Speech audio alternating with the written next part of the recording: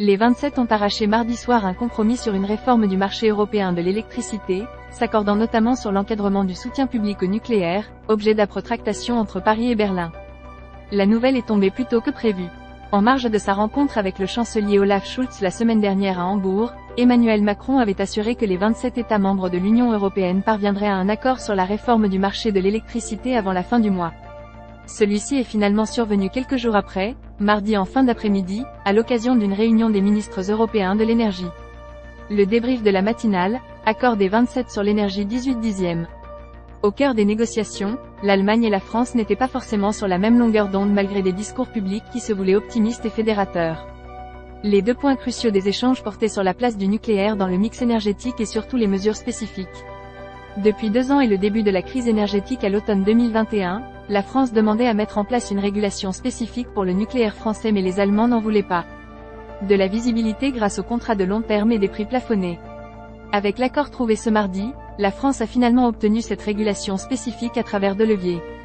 Tout d'abord, la mise en place de contrats de long terme basés sur l'électricité nucléaire pour l'ensemble des fournisseurs dont EDF lui-même mais aussi Total Energies ou encore Engie mais aussi les grandes entreprises énergivores comme ArcelorMittal ou Aluminium Dunkerque qui ont besoin de visibilité et donc de prix stables dans leur modèle économique.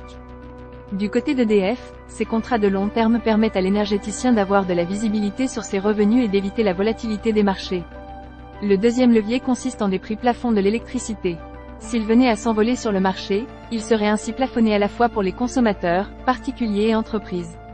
Au-delà de ce plafond, les gains d'EDF seraient reversés à l'État pour amortir l'impact sur la facture des consommateurs. C'est ce même modèle qui a été mis en place l'an dernier dans le sillage de la crise énergétique. Ce mécanisme de prix plafond pourra aussi être appliqué aux futurs EPR qui seront lancés à partir de 2035. L'Allemagne accepte ainsi la relance du nucléaire en France.